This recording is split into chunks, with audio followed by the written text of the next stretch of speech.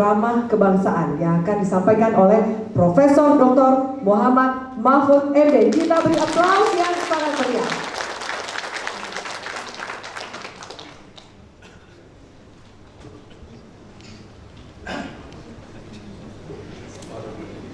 Assalamualaikum warahmatullahi wabarakatuh.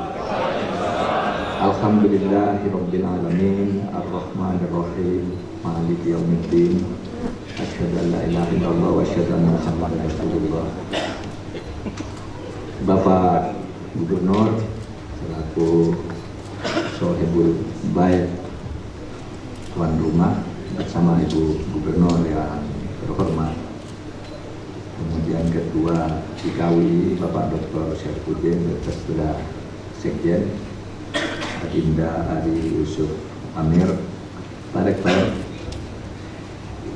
Universitas Islam Indonesia Bapak atau Adinda Abdul Rahman Saleh, Ketua IKWI Sulawesi Tenggara, kemudian Forkompinda, di sini ada Bapak Kapolda, kemudian ada Pak Wisnu KPT, alumni UGM, geng Jogja juga, kemudian ada dari Danren, dari Kejaksaan Tinggi, dan semua dari Forkompinda, ada sahabat dari Rektor Universitas Halulio, Ketua Keluarga Alumni Universitas Gadjah Mada Yogyakarta, wilayah Provinsi Sulawesi Tenggara. Hadirin sekalian, dan untuk sahabat-sahabat nih yang di depan rombongan dari IKWI dari berbagai daerah tentu saja. Dan tadi ada 14 wilayah hadir di sini dari pimpinan pusat yang cukup banyak. Saya diminta menyampaikan kuliah kebangsaan sebentar saja. Saya beri judul UII di Tengah Musai Kebangsaan sebagai pengemban Islam wasatiyah atau moderasi Islam, atau wasatiyah Islam atau Islam wasatiyah. Islam wasatiyah itu bisa diartikan sebagai Islam moderat, Islam jalan tengah. Kemudian ada yang mengatakan moderasi Islam. Misalnya kalau moderatnya di depan namanya moderasi, kalau di belakang namanya moderat sebutannya, tapi sama. Bahasa Arabnya ya wasatiyah Islam. Hadirin sekalian, Islam moderat itu adalah satu Islam yang rahmatan lil alamin, seperti yang dipikul oleh Universitas Islam Indonesia sebagai amanah dari para pendiri negara yang beragama Islam, yang ingin menjadikan Islam ini bersinergi dan bersatu dengan paham kebangsaan. Jadi begini ceritanya. Ketika Indonesia berdiri pada tahun 1945, terjadi perdebatan yang sangat keras antar orang Islam sendiri yang hebat-hebat. Kelompok Islam yang dipimpin atau yang terdiri dari Agus Salim, Wahid Hasim, Joyo Kusumo, Ki Bagus Hadi Kusumo, Kahar Muzakir, Kiai Maskur dan sebagainya, itu mengusulkan agar Indonesia yang akan merdeka itu harus menjadi negara Islam. Bung Karno yang juga Islam luar biasa keislamannya, beliau tokoh Muhammadiyah. Bung Karno, Bung Hatta Yamin, didukung oleh beberapa anggota BPUI yang lain, itu memilih negara sekuler, negara kebangsaan tanpa ikatan dengan agama apapun. Terjadi perdebatan sampai sidang itu macet. Tanggal 29 Mei sidang, 30 Mei sidang, 1 Juni sidang, macet. Tidak mencapai kata sepakat. Satu ingin negara Islam, satu ingin negara kebangsaan sekuler. Satu kebangsaan Islam, satu kebangsaan sekuler. Sama-sama Islam, sama-sama Islam. Alasannya itu merujuk kepada perdebatan Soekarno dan Nasir pada tahun 1938. Soekarno itu tiba-tiba menulis, kata Pak Nasir itu tanpa ombak, tanpa angin, ada apa ya Soekarno kok menulis artikel judulnya "Mengapa Turki Memisahkan Negara dari Agama". Di situ Soekarno mengatakan kalau kita besok mendirikan negara, maka yang harus kita dirikan adalah negara seperti Turki. Agama tidak boleh ikut campur ke negara. Negara tidak boleh ngurus agama. Sekuler total, kata Bung Karno di tahun 1938. Kata Bung Karno, agama kalau digabung dengan negara, kalau saling mempengaruhi, mundur. Ya contohnya di Timur Tengah itu. Negara dipimpin oleh, kalau Bung Karno maaf nulis, dipimpin oleh Bahlul itu. Bung Karno nulisnya begitu, nanti dibaca itu tulisnya. Mundur. Oleh sebab itu saya sebagai orang Islam dan orang Indonesia ingin negara itu tidak boleh menjadi negara agama. Nasir membuat tulisan balasan Islam, hubungan antara Islam dengan negara. Menulis lagi tulisan Ikhwan Sofa yang isinya mengatakan karena tidak, Indonesia harus menjadi negara Islam. Jangan melihat ke Bahlul Timur Tengah. Kita bikin negara yang baru, negara modern, karena Islam itu adalah Islam yang kafah, lengkap. Anda mau negara modern, Islam juga mengajarkan. Keluarlah dalil-dalil. Ini berpolemik, tulisannya bersambung saling menjawab sampai jadi dua aliran pemikiran Islam. Satu ingin negara Islam terpisah dari ingin negara Islam di mana negara dan agama itu satu paket, negara agama. Satu ingin negara kebangsaan sekuler, negara dan agama itu pisah karena negara maju kalau tanpa agama, agama maju kalau tanpa negara, kata Bung Karno. Nah, rupanya pikiran ini terus mengalir ke BPUPKI sampai akhirnya sidang macet tanggal 1 Juni. Bung Karno usul di 1 Juni macet sidang, tolak. Akhirnya lahir Piagam Jakarta. Tanggal 22 Juni lahir Piagam Jakarta apa? Bung Karno menyadari tidak mungkin agama dipisahkan dari negara. Nasir juga berpikir tidak mungkin Indonesia menjadi negara agama. Kenapa? Alasannya sama. Di Indonesia ini orang Islamnya banyak, tetapi tidak semua orang Islam. Lahirlah Piagam Jakarta, di mana dasar negaranya itu, ya, dasar negaranya itu ketuhanan dengan kewajiban menjalankan syariat Islam bagi pemeluknya. Pasal 6 ayat 1 bunyinya, pasal 6 ayat 1 bunyinya, Presiden Indonesia adalah orang Indonesia asli dan beragama Islam. Itu kesepakatan. Pasal 29, negara berdasar atas ketuhanan dengan kewajiban menjalankan syariat Islam bagi pemeluk-pemeluknya. Ada 3 kata Islam di Undang-Undang Dasar yang pertama, tapi dicoret, tidak boleh ada kata Islam di dalam konstitusi. Kata alinea ketiga semula diubah juga tuh pembukaan, atas berkat rahmat Allah yang Maha Kuasa, diganti atas berkat rahmat Tuhan. Tidak boleh ada kata Allah di dalam konstitusi. Itu kesepakatan. Meskipun ada sejarahnya sendiri, ternyata kata Allah itu masih muncul. Tapi itu kesepakatan. Bagaimana terjadi kesepakatan itu? Sudah.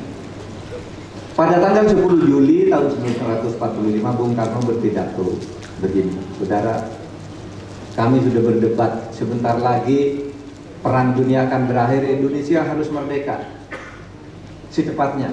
Dan Indonesia tidak akan merdeka kalau konstitusi tidak jadi. Oleh sebab itu kami dari golongan Islam dan golongan kebangsaan sudah bersepakat memilih dasar negara yang disebut Piagam Jakarta. Bung Karno nih yang bilang. Saya minta, kata Bung Karno, saya minta saudara sekalian terimalah kompromi ini. Negara Islam itu hanya wajib bagi orang yang tidak Islam. Bagi yang Islam, yang tidak Islam tidak akan diganggu. Ini sudah kompromi maksimal, tidak ada jalan lain. Kita harus terima dan kita harus merdeka. Saya terpaksa melanggar semua prosedur, kata Bung Karno, yaitu membentuk panitia 9 untuk mencapai kompromi itu atas inisiatif saya. Saudara, panitia 9 itu bukan dibentuk oleh BPUPKI, dibentuk oleh Bung Karno. Itu pidatonya Bung Karno. Kenapa? Karena semua prosedur-prosedur kalau menghambat kita untuk maju, maka semua prosedur itu harus dibuang ke dalam sampah. Itulah yang kemudian menjadi konsep hukum progresif. Hukum itu tidak terikat pada prosedur, yang penting substansinya dicapai. Kita ingin merdeka. Prosedurnya, kalau saya mau prosedur, saya harus lapor dulu ke BPUPKI, lalu membentuk panitia. Saya bentuk sendiri, kata Bung. Karena saya ingin segera ada kompromi ini. Kompromi dicapai. Kemudian BPUPKI dibubarkan karena tugasnya sudah selesai. Tugas berikutnya merdeka. Nah, yang merdeka ini dibentuk panitia baru namanya Panitia Persiapan Kemerdekaan, PPKI. Panitia Persiapan Kemerdekaan. Ditambah kata Indonesia itu sekarang. Dulu tidak ada kata Indonesianya. Tapi PPK, Panitia Persiapan Kemerdekaan. Inilah yang bertugas memerdekakan Indonesia. Nah, saudara, apa?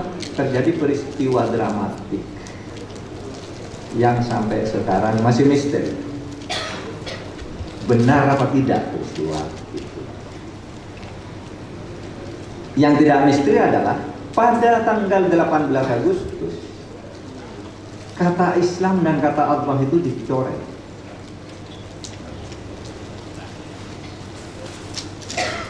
Negara berdasar ketuhanan dan kewajiban menjalankan syariat Islam dicoret menjadi ketuhanan yang Maha Esa. Pasal 6, Presiden Indonesia harus orang Indonesia asli dan beragama Islam, dicoret kata Islamnya menjadi Presiden Indonesia harus orang Indonesia asli. Pasal 29 kata Islam dicoret. Dan itu yang sah karena itu disahkan tanggal 18 Agustus. Tetapi soalnya sekarang, mengapa itu dicoret? Ini yang saya katakan misteri. Dan disitulah tersembunyi lahirnya Universitas Islam Indonesia ini berdasar disertasi yang mungkin tidak pernah Anda baca di situ. Mungkin yang baca sedikit aja. Sebuah disertasi yang ditulis oleh B.J. Bolen. B.J. Bolen judulnya The Struggle of Islam in Modern Indonesia. Pencoretan kata Islam itu dengan 2 kompensasi diberikan oleh Bung Karno. 1, di Indonesia nanti akan dibentuk Kementerian Agama. 2, dibentuk Sekolah Tinggi Islam.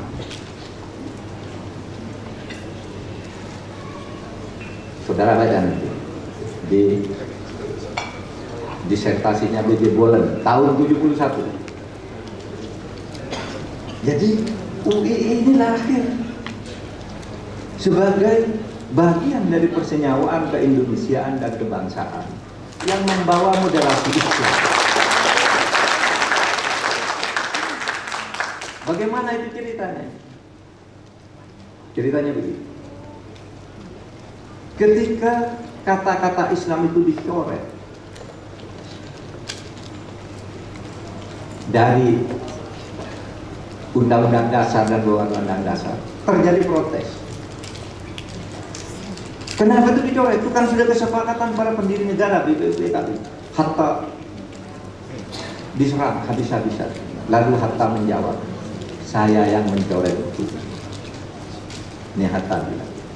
Itu bukunya di sekitar proklamasi. Di buku itu ditulis oleh Hatta. Kemudian dimuat di dalam buku memoir Hatta yang ditulis oleh Beriano. Dikatakan kesaksian kata Hatta, saya yang memelopori pencoretan kata itu karena saya ingin menjaga Indonesia ini tetap utuh. Apa alasannya? Ini tanggal 17 Agustus jam 10 Indonesia merdeka. Ada kata hal-hal yang mengenai pemindahan kekuasaan dan lain-lain diselenggarakan dengan cara seksama dan dalam tempo yang sesingkat-singkatnya. Itu menimbulkan kesepakatan besok tanggal 18 kita tetapkan undang-undang dasar dan memilih presiden dan wakil presiden. Itu tanggal 18. Tapi tanggal 17 sore kata Hatta, saya didatangi oleh orang dari Indonesia bagian timur, ditemani oleh seorang opsir Kaibun Kodim di Batavia, di Jakarta. Ditemani oleh seorang Kodim, datang ke saya orang Indonesia itu mengatakan, Bung Hatta, saya sudah tadi mendengar tadi pagi Indonesia proklamasi merdeka, bagus merdeka, tapi saya minta agar kata-kata Islam itu dicoret dari konstitusi. Kenapa? Loh, itu tidak adil. Kenapa ada kewajiban menjalankan syariat Islam bagi pemulung? Loh kan hanya bagi orang Islam, kata Hatta. Orang itu bilang begini, kalau ada kata dengan kewajiban menjalankan syariat Islam bagi pemulung, tulis juga dong di situ. Kewajiban menjalankan letter Kristen bagi pemulung. Wajib menjalankan hukum Hindu bagi, tulis semua. Kalau tidak semua ditulis, semua jangan ditulis. Wah, kata Hatta, itu kan hanya kalimat. Kamu tidak akan diganggu beragama apapun, tidak akan diganggu, kata. Tapi kemudian Hatta begini orang, Pak Hatta, kalau nanti Anda tulis itu tidak dicoret, kami yang bagian timur Indonesia lebih baik berada di luar Republik, malah kami lebih suka dijajah oleh orang lain yang negaranya tidak menyebut Islam sebagai dasar negara. Itu penjelasan Hatta. Oleh sebab itu kata Hatta, malam itu bulan puasa, saya nggak bisa tidur sampai sahur tengah malam. Itu bulan puasa, nggak bisa tidur tengah malam. Gimana? Pokoknya gimana nih Indonesia mau pecah hanya karena kata, hanya karena 7 kata, gimana sih? Sudah, habis sahur Hatta bertekad besok saya panggil tokoh-tokoh Islam sebelum sidang. Dipanggillah, ini menurut Hatta dulu, saya katakan itu. Dipanggillah 4 tokoh Islam anggota PPKI, ada yang lama, ada yang baru. Siapa itu? 1, Ki Bagus Hadi Kusumo dari Muhammadiyah. 2, Kasman Sinodinijo dari Muhammadiyah, anggota baru. 3, Muhammad Hasan, anggota baru dari Aceh. 4, Wahid Hasim dari Nahdlatul Ulama. Kata Hatta, ini Indonesia berkasa, minta umat Islam berkorban. Kenapa? Kata piagam Jakarta itu dengan kewajiban syariat Islam coret. Tidak setuju. Ini kan sudah semua berdebat. Saya minta kesadarannya coret. Tidak rugi umat Islam. Akhirnya Ki Bagus Hadi Kusumo nangis. Rugi kalau bangsa ini pecah, tapi rugi kalau Islam kesempatan mendirikan negara kok tidak menjadi negara Islam. Nangis Bagus Hadi Kusumo, tapi akhirnya mengatakan baik Bu Hatta. Saya setuju, kata menjalankan syariat Islam dicoret menjadi yang Maha Esa, ketuhanan yang Maha Esa. Baik, terima kasih. Itulah sejarah pencoretan itu. Saudara, kesepakatan. Persoalannya sekarang jadi persoalan. Sesudah Hatta menjelaskan itu di dalam bukunya itu, timbul reaksi. Muhammad Rum mengatakan, atas dasar apa orang timur itu mengatasnamakan bangsa mencoret kesepakatan? Kan sudah sepakat. Siapa yang memberi mandat kepada dia?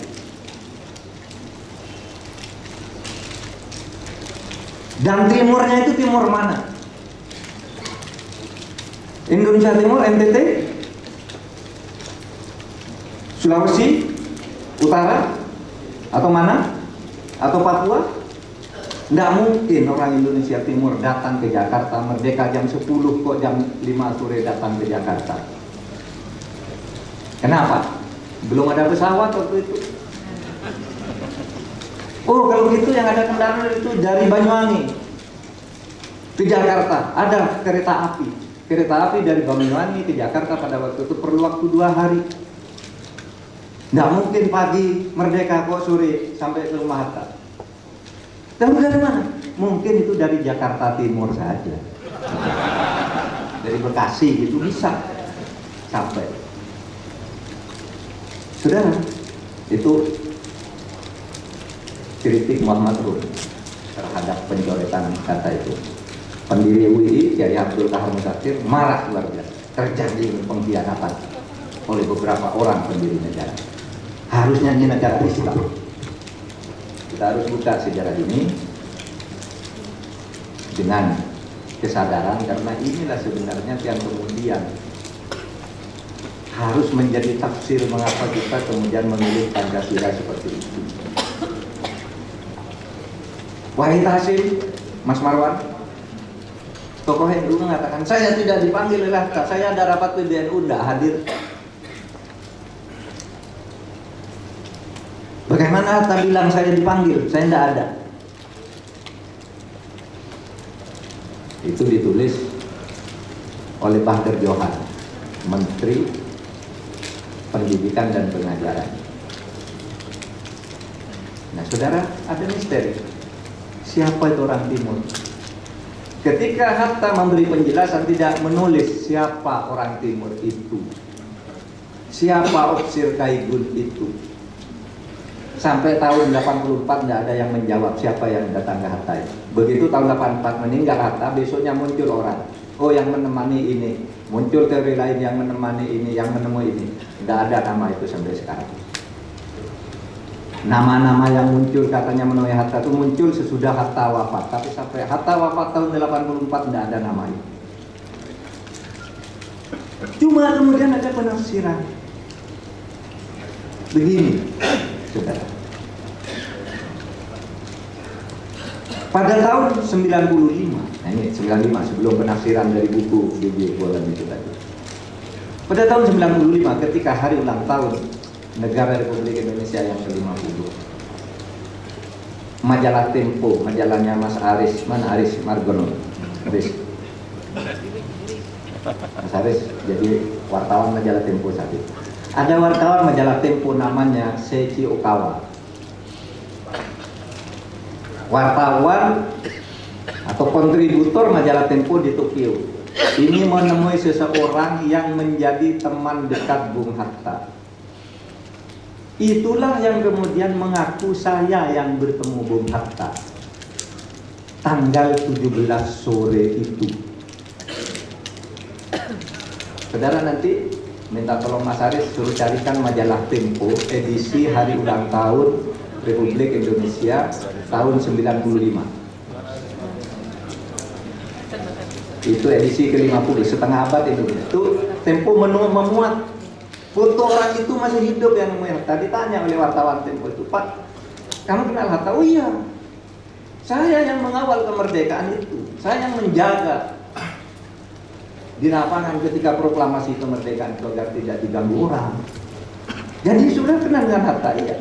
Apakah benar Bapak datang menemui Hatta pada tanggal 17 sore? Benar.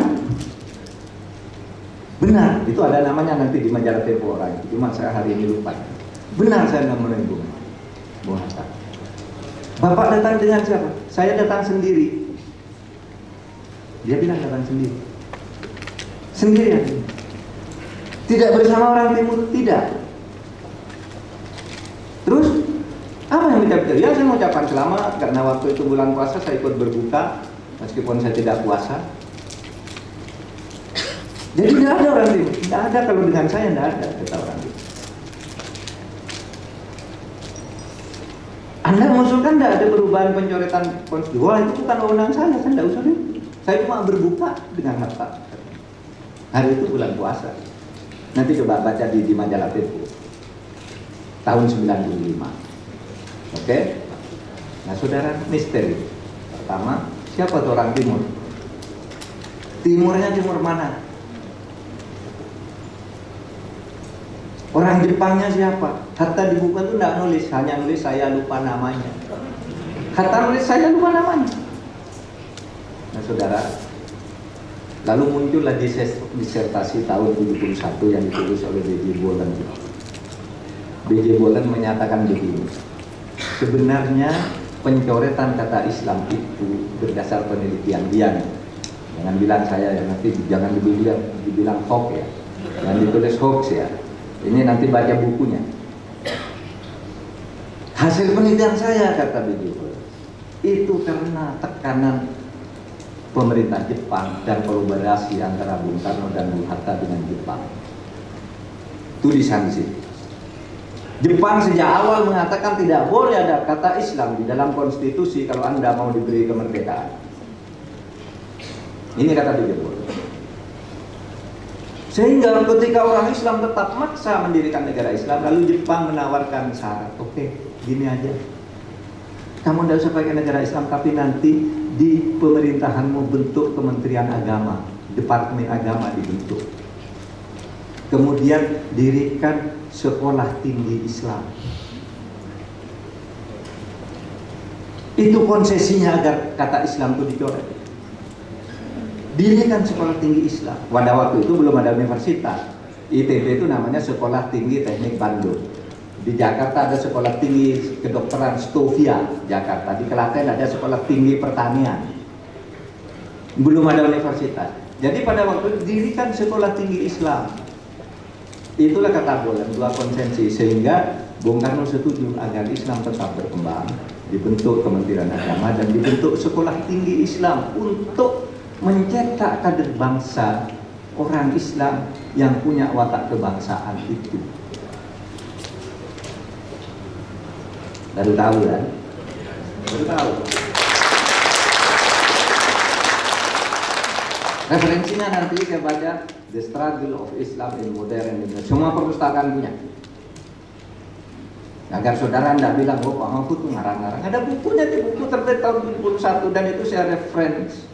Jadikan referensi di dalam disertasi saya tahun 93. Bagaimana terjadinya negara kebangsaan ini. Dan satu negara yang punya Departemen Agama satu-satunya di Indonesia sampai hari ini hanya Indonesia, saudara. Tidak ada negara lain punya Departemen Agama, tidak ada. Hanya Indonesia.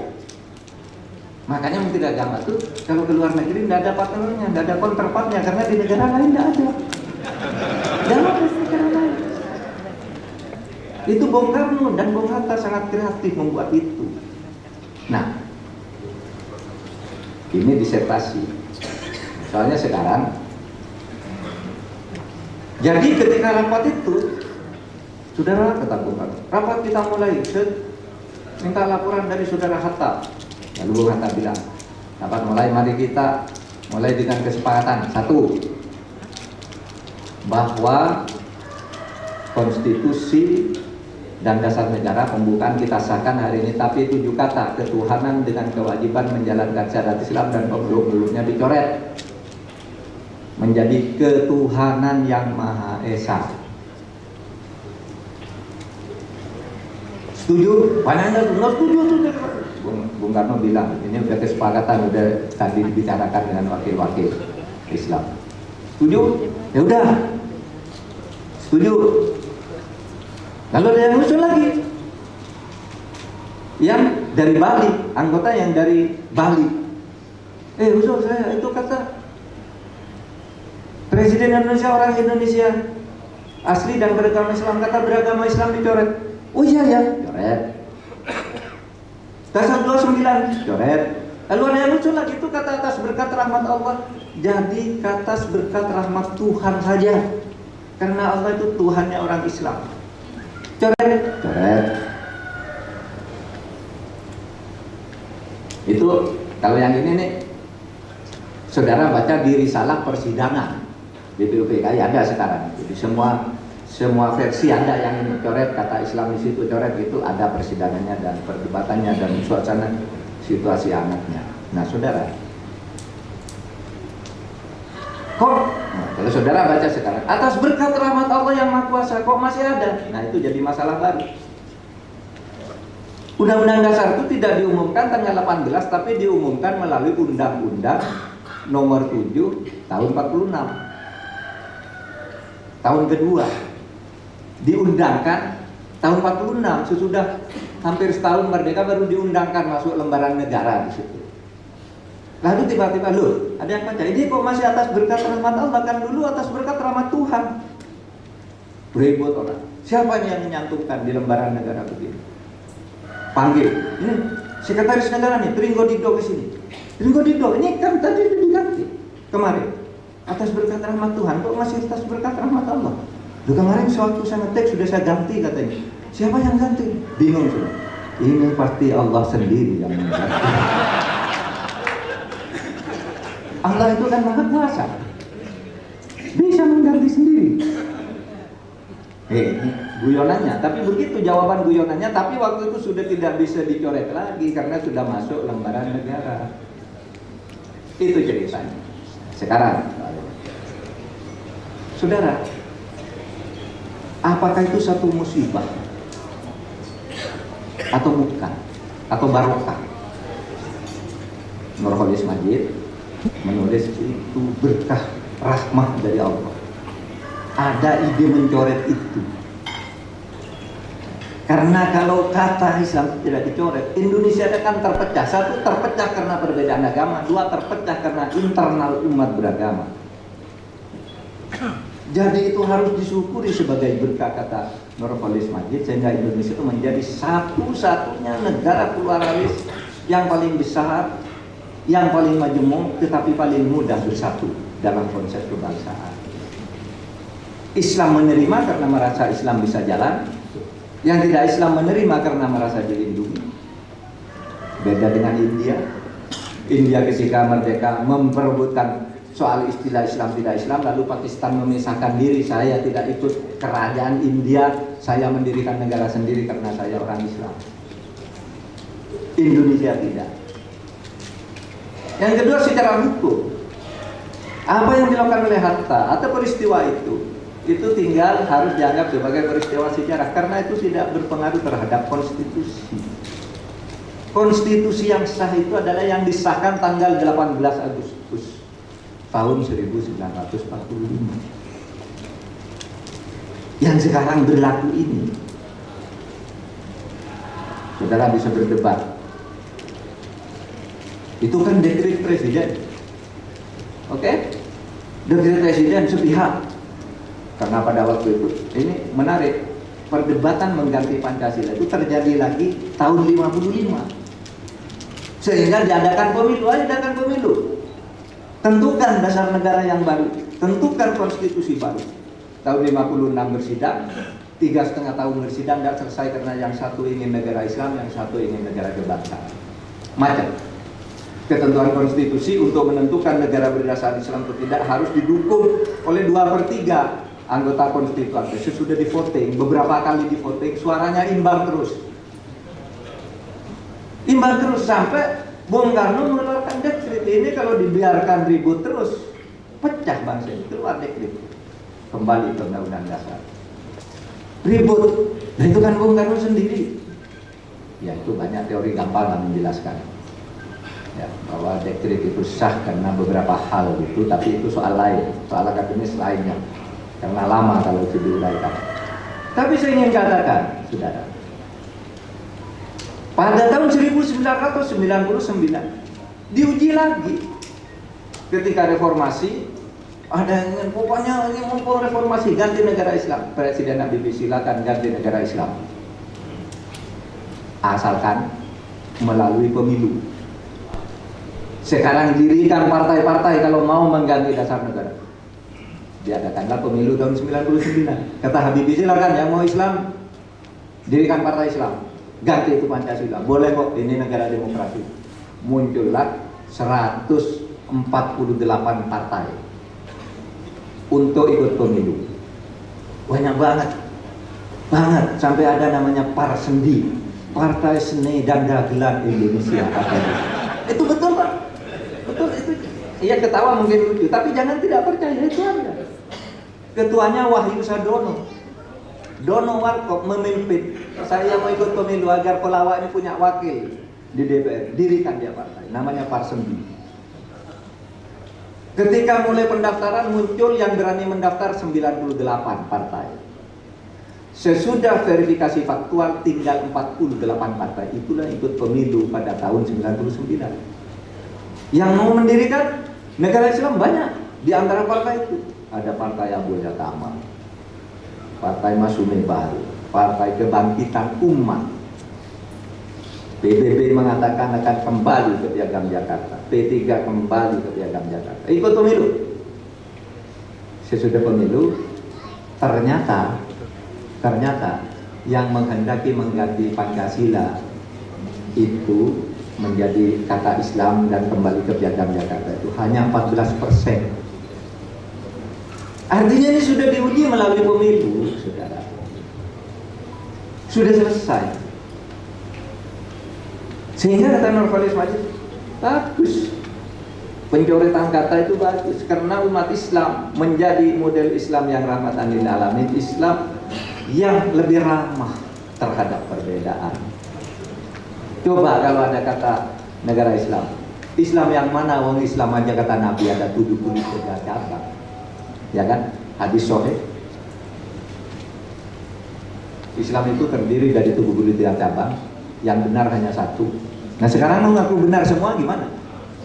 Taruhlah Indonesia negara Islam. Nanti kita membuat hukum Islam yang mana? Apa yang versi Muhammadiyah, apa yang versi NU? Kan beda nih hukumnya, fikihnya.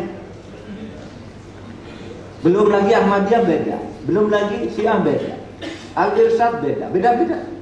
Terus yang mana hukumnya? Yang mana hukumnya? Pecah kata Nurholis Majid. Terus sampai itu sudah benar. Negara berdasar ketuhanan yang Maha Esa, semua keyakinan dilindungi tanpa dihitung berapa jumlah pengikutnya. Karena keyakinan itu urusan hati, bukan urusan berapa jumlah yang ikut. Ada orang mengatakan, Pak pokoknya Islam lah. Lu Islam yang mana? Yang mana aja pokoknya. Nah kalau yang mana aja berarti artinya bebas. Bukan Muhammadiyah, bukan NU, bukan Persis, bukan apa. Artinya, nah kalau begitu maunya tidak usah masuk konstitusi karena dengan rumusan yang sekarang itu sudah boleh.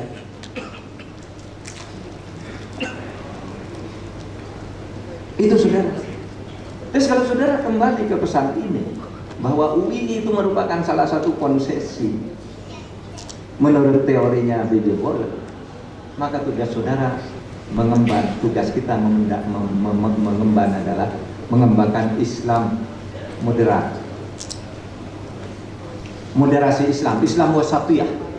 Lalu ada yang tanya begini, Pak, apalagi itu Islam wasatiyah? Islam ya Islam, nggak pakai wasatiyah. Kamu pernah dengar Islam rahmatan lil alamin? Ya, karena memang ada di Al-Quran. Di mana di Al-Quran ada kata Islam rahmatan lil alamin? Mana? Buka Quran, tidak ada. Yang ada itu, saya katakan yang ada itu wa ma arsalnaka illa rahmatan lil alamin, bukan wa ma arsalnaka illa Islam lil alamin, tidak ada. Illa Islam rahmatan lil alamin. Wa ma arsalnaka illa rahmatan lil alamin, lalu diabstraksikan menjadi Islam rahmatan lil alamin itu adalah Islam seperti Nabi yang penuh kasih, terbuka, civilized, terbuka terhadap perbedaan, melindungi orang yang berbeda.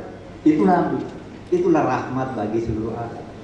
Jadi kata Islam rahmatan lil alamin itu di dalam Al-Quran tidak ada. Itu konseptualisasi di dalam ilmu. Kalau ada perbuatan seperti Nabi itu disebut Islam rahmatan lil alamin karena Nabi itu diutus illa rahmatan lil alamin. Kata Islam rahmatan lil alamin, Islam kafah tidak ada juga. Coba. Kamu pernah dengar Islam kafah? Iya Pak, dengar. Di mana itu dalil? Kan ada, tidak ada.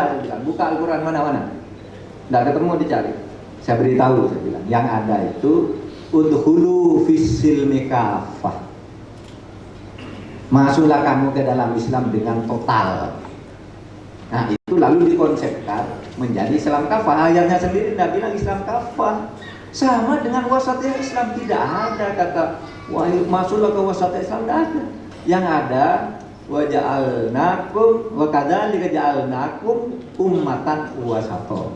Demikianlah maka saya jadikan kamu umat wasatiyah. Nah, umat wasatiyah yang bersikap jalan tengah itu yang disebut moderasi Islam. Ini penting saya katakan karena di UII dalam rapat kemarin saya nggak tahu Pak Fathul Wahid datang enggak. Waktu ada yang mempersoalkan rapat tahunan Badan Wakaf UII kemarin kan ada yang mempersoalkan itu Rektor itu apa tuh Islam wasatiyah katanya? Ada yang katakan Islam wasatiyah jangan ditambah-tambah dong katanya. Nggak ada Islam wasatiyah, yang ada Islam. Lalu saya jelaskan waktu itu. Islam rahmatan lil alamin ada enggak? Ada, di mana? Lalu dia Muhammad, kan bukan Islam rahmatan lil alamin. Itu konsep. Sama dengan Islam wasatiyah itu konsep. Islam Nusantara itu konsep. Nggak ada kata Islam Nusantara di Al-Quran. Tapi konsep Islam yang berintegrasi dengan nilai-nilai budaya lokal Indonesia itulah Islam Nusantara, bukan Islam baru. Kalau Muhammadiyah, Islam berkemajuan namanya. Oleh sebab itu saudara, mari kita manfaatkan ideologi negara Pancasila yang sudah bagus ini untuk hidup bersama demi kebaikan Indonesia tanpa mengurangi nilai akidah kita sebagai orang Islam. Ada yang bilang, Pak, Indonesia negara tidak menjadi negara Islam, terjadi Islamofobi. Apa tuh Islamofobi? Apa Islamofobi? Islamofobi itu Islam di mana pemerintahnya benci kepada Islam dan takut kepada Islam, sehingga Islam didiskriminasi. Apa ada itu di Indonesia? Sekarang, nah, siapa yang didiskriminasi karena Islam lapor ke saya, Menko Polhukam.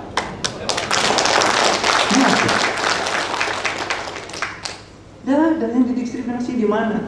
Sekarang orang Islam, dulu waktu saya kecil, waktu Pak Ali masih kecil, sama. Orang Islam memang terbelakang. Kalau orang Islam itu dianggap bodoh.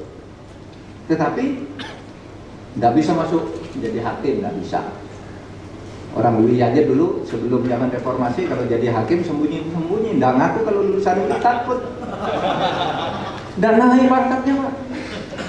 Jaksa mau ngakui sebelum reformasi nggak berani. Sekarang mana? Semua ngaku Islam nggak apa-apa. Karena tidak ada Islamofobi itu. Semua berprestasi sendiri-sendiri. Kapan ini habisnya Islamofobi ini? Ketika Wahid Hasyim bersama Bahdir Johan. Wahid Hasyim itu ketua NU yang menjadi Menteri Agama. Bahdir Johan itu tokoh Masyumi yang menjadi Menteri Pendidikan dan Kebudayaan di tahun 51. Membuat SKB. Apa SKB-nya? Sekolah agama harus disamakan civil effect-nya dengan sekolah umum. Madrasah ibtidaiyah harus sama tingkatnya dengan SD ijazahnya. Madrasah sanawiyah harus sama dengan SMP. Sanawiyah boleh masuk SMA, SMP boleh masuk aliyah, boleh masuk IAIN, boleh masuk UGM. Civil effect-nya sama. Itu tahun 51. Sehingga santri-santri pada waktu itu tidak bisa terdiskriminasi, masuk aja ke sekolah umum. Yang tidak santri masuk aja ke sekolah agama. Terjadi percampuran ini sehingga pada tahun 80-an muncullah sarjana-sarjana Islam yang luar biasa masuk ke birokrasi pemerintahan, dan pada tahun 93 dan seterusnya sudah menduduki jabatan-jabatan eselon 1, dan situlah terbentuk ICMI. Kemudian di kantor-kantor pemerintah semua ikut ICMI, semua ini itu tumbuh dari bawah, bukan dikatrol. Tidak ada orang-orang Islam itu dikatrol. Saya tidak merasa dikatrol orang, bisa jadi menteri, bisa jadi profesor. Tapi karena situasi keislaman yang ditumbuhkan di negara Pancasila ini bagus. Tidak ada, saudara. Jangan percaya pada isu Islamofobi, itu omong kosong, tidak ada yang fobi. Sekarang orang mau jadi polisi, udah Islam semua polisinya. Dulu orang jadi polisi, dibilang tidak Islam, polisi itu menakutkan musuhnya umat Islam. Takut orang dulu sama polisi. Sekarang polisinya ada seragam Muslim di kantor polisi. Coba. Polisi perempuan tuh diberi seragam pakaian polisi muslimah. Jadi tentara nih, ada Bu Inahyu, ada enggak? Di mana Bu Inahyu? Ini punya anak tentara, mantunya tentara, saya hadir. Saudara, Anda bisa bayangkan ketika saya, mantunya itu ketika kawin, maharnya hafal surat Ar-Rahman. Saya saksinya, saya jadi saksi dan sama Pak Busro menyaksikan. Zaman dulu tidak ada, sekarang boleh. Siapa yang bilang ada Islamofobi? Islam, agama lain, semuanya berkembang dengan baik, dilindungi oleh negara. Oleh sebab itu, ya, dalam hubungan antara negara dan agama itu, Islam tidak memberlakukan hukum agama tetapi melindungi pemeluk agama untuk melaksanakan ajaran-ajaran agamanya. Islam tidak memberlakukan hukum zakat karena itu hukum agama. Tapi kalau orang mau zakat, negara melindungi, dibentuk undang-undang zakat. Anda tidak membayar zakat, tidak apa-apa, itu bukan hukum negara. Tapi Anda jangan coba-coba tidak membayar pajak. Nah, itu hukum negara. Tidak bayar zakat, mau dibayar ayo dilindungi oleh negara. Tidak bayar, tidak dikejar oleh polisi. Haji, umroh itu adalah hukum Islam. Tapi negara punya undang-undang haji, tidak boleh mewajibkan orang berhaji. Tapi kalau saya mau naik haji, saya harus dilindungi. Itulah hubungan antara negara dan agama. Dari mana hukumnya? Nah, sekarang masuk ke bagian akhir. Hukum di Indonesia itu yang sifatnya publik itu adalah hukum nasional. Dibuat melalui proses eklektasiasi di DPR. DPR-nya ada yang Kristen, Hindu, Buddha bergabung di DPR itu melalui pemilihan umum. Lalu membuat hukum yang namanya nanti hukum nasional. Muncul hukum tata negara Indonesia, bukan hukum tata negara Hindu, bukan hukum tata negara Islam, tapi hukum tata negara bersama. Hukum lingkungan bersama. Hukum administrasi negara bersama, hukum pengadilan bersama. Hukum publik. Yang hukum privat itu bebas, saudara. Hukum privat itu kan sifatnya kesukarelaan. Jadi tidak usah diundangkan, itu saudara boleh tunduk. Mau tunduk saudara pada hukum perdata Islam? Boleh. Saya tidak ikut bank konvensional, tidak apa-apa, tidak dilarang. Saya mau membentuk bank sendiri, boleh, silakan tuh dirikan bank muamalah. Tetapi tidak semua orang Islam wajib ikut bank muamalah. Mau ikut bank konvensional boleh, dan nyatanya lebih banyak yang bank konvensional. Termasuk yang tokoh-tokoh NU, tokoh Muhammadiyah itu kan banknya bank konvensional, bukan bank Islam. Kartu kreditnya Marwan Ja'far itu bank konvensional. Ayo, buka kartu kreditnya banknya bukan bank syariah. Gajinya masuk ke bank konvensional. Tidak apa-apa karena itu hukum perdata. Citibank. Hukum perdata. Boleh. Oh, saya orang Islam, saya mau ikut hukum perdata boleh? Boleh. Apa? Kalau hutang ikut Al-Quran, idza tadayantum bidanin faktubu katibum bil adl. Kalau kamu hutang antar seorang, tulis dan disaksikan oleh seorang, tanda tangan saksi. Nah sekarang mau ikut hukum itu? Boleh kalau mau, kalau tidak capek. Tapi kan tidak ada yang sekarang. Kalau saudara berhutang panggil saksi satu lalu tanda tangan, tidak ada. Panggil SMS saja. Erwin, saya perlu uang sekian, kirimi dong, pinjam dulu. Oh iya, tak kirimi berapa? 5 juta. Tak kirimi 10 juta. Jadi tidak usah pakai tanda tangan. Itu kalau dalam Islam kan tidak boleh. Atau dalam hukum perdata Islam kan tidak begitu. Kalau pinjamnya bertemu. Khiyar majelis namanya. Ketemu, tanda tangan. Saksinya siapa? Saya pinjam ke Erwin 10 juta. Oh Ari, tanda tangan. Nanti saat lagi muda. Itu hukum Islam di Al-Quran. Tapi apa ada orang Islam sekarang yang pakai gitu? Tidak ada. Hakim Agung Pak Syarifudin aja. Kenapa? Karena itu hukum perdata. Nah, hukum perdata itu tidak bisa diributkan. Saya membuat perda syariah ini, perda syariah. Tidak perlu, itu sudah berlaku sejak dulu kok. Perda malah dibatalkan oleh Mahkamah Agung, malah dosa saudara. Kan perda itu bisa dibatalkan. Perda syariah dibatalkan oleh Pak Syarifudin ini sama katanya. Saudara yang buat dosa, yang batalkan mungkin dosa, mungkin tidak. Sebab itu, kalau Anda mau berislam aja dengan baik. Terus gimana Pak? Ya. Terus gimana Pak? Sekarang saya sebagai orang Islam ingin melaksanakan Islam, maka ada dalil di dalam Islam. Pertama gini, ma la yudroku kulluhu la yudroku julluhu. Kalau engkau tidak bisa dapat seluruhnya, jangan buang seluruhnya. Kalau engkau tidak dapat sudah memperjuangkan negara Islam, tidak bisa, tapi negara Pancasila, jangan buang negara Pancasila. Masuk dari peluang-peluang yang tersedia, sisa itu apa? Anggaran, perjuangkan anggaran untuk umat yang besar. Berdayakan Kementerian Agama agar bukan menjadi departemen yang korupsi. Nah itu masuk Islam di situ. Masuk Islam di situ. Peluang yang tersedia pakai, jangan ditinggal seluruhnya. Gitu. Terus apa dalilnya Pak? Al-ibratu fil Islam bil jauhar, la bil madhar. Patokan dasar engkau memperjuangkan hukum Islam itu substansinya saja, nggak usah simbol-simbolnya. Jadi masuk substansi Islam itu masuk. Misalnya begini, kita berhasil memasukkan di dalam Undang-Undang Dasar 45, nggak usah nyebut Al-Quran, hak asasi manusia bisa dikurangi berdasar pertimbangan agama, udah masuk. Nggak usah nulis berdasar perintah Al-Quran ayat sekian, hadis Bukhari nomor sekian, hak asasi harus dikurangi. Nggak bisa.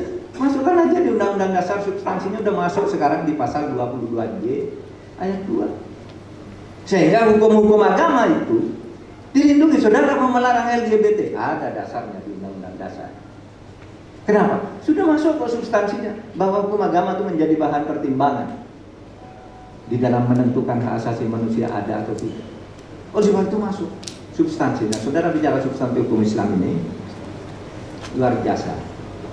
Islam itu memberi sumbangan bagi pembangunan hukum modern. Pembangunan hukum modern, saudara mungkin yang belajar hukum ya, itu kan tahunya kitab undang-undang hukum pidana, hukum perdata, kode sivil, kode penal. Ya, itu siapa yang buat? Napoleon. Kapan itu? Akhir abad ke-18, tahun 1700 sekian. Saudara tahu nggak? Ketika Napoleon itu mau membuat kode penal dan kode sivil, itu mengirim tim ke Universitas Al-Azhar di Kairo untuk belajar kitab Al-Umnya Imam Syafi'i. Al-Um, kitab hukum, kaidah-kaidah hukum. Al-Um Ar-Risalah itu Imam Syafi'i membuat. Sehingga hukum-hukum modern itu masuk dalam hukum Islam. Misalnya, hukum itu berubah sesuai dengan perubahan masyarakat. Itu teorinya siapa sih? Teorinya Kaiser. Kapan itu? Tahun 1951 bukunya terbit, kita baca belajar konstitusi. Tahun 51. Nah dulu 1400 tahun yang lalu sudah ada dalil la yungkaru taghayyurul ahkam bi taghayyuril azman wal amkan wal awaid. Tidak bisa dipungkiri bahwa hukum itu selalu berubah kalau tempatnya beda, waktunya beda, budayanya beda. Saudara mau bilang itu Kaiser, itu hukum Islam. Tata urutan perundang-undangan, Hans Kelsen katanya. Kapan tuh Hans Kelsen? 1920. Salah. Mu'adz bin Jabal sama Nabi Muhammad dulu sudah menentukan tata urutan perundang-undangan. Kata Mu'adz bin Jabal ketika, Mu'adz, kamu saya utus pergi ke Yaman. Kamu kalau menyelesaikan hukum dengan apa itu? Al-Quran pertama. Kalau Al-Quran tidak ada, Sunnah Rasul. Kalau tidak ada, ijtihad, ra'yu. Ra'yu itu lalu bertingkat-tingkat. Nah itulah tata urutan perundang-undangan. Orang bilang Hans Kelsen. Itu Napoleon itu belajar ke Mesir, belajar kitab Al-Um.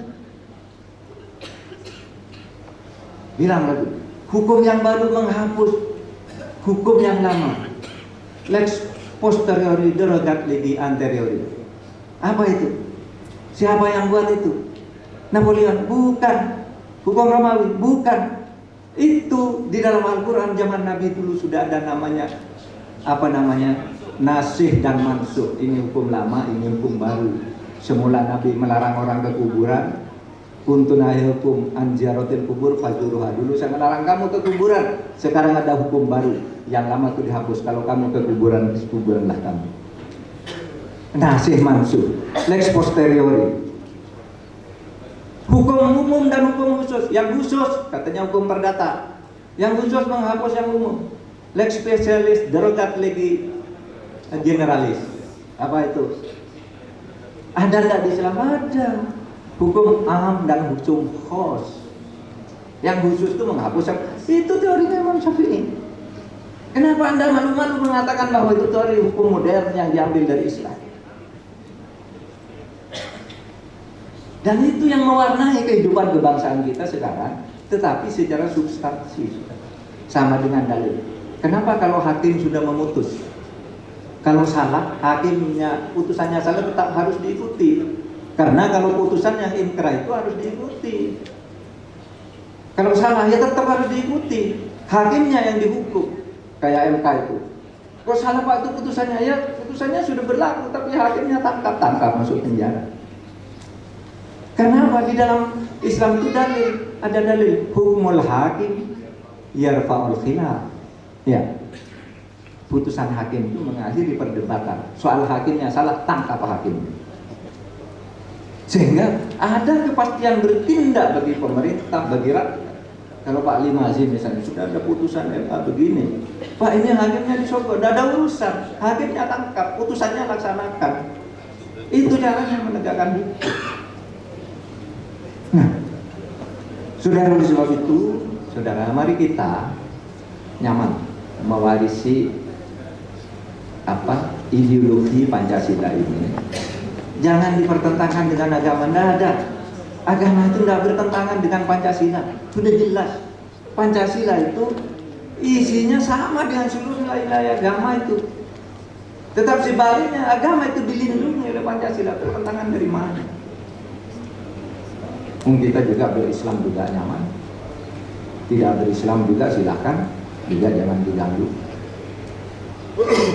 Inilah sebabnya saudara, kita sekarang pemerintah itu mendirikan Universitas Islam Internasional Indonesia, sehingga dikatakan belajar Islam yang baik itu tidak usah ke Mesir sekarang, tidak usah ke Saudi Arabia, tidak usah ke Timur Tengah.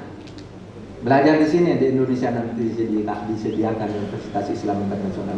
Karena disinilah laboratorium pluralisme yang paling bagus di dunia.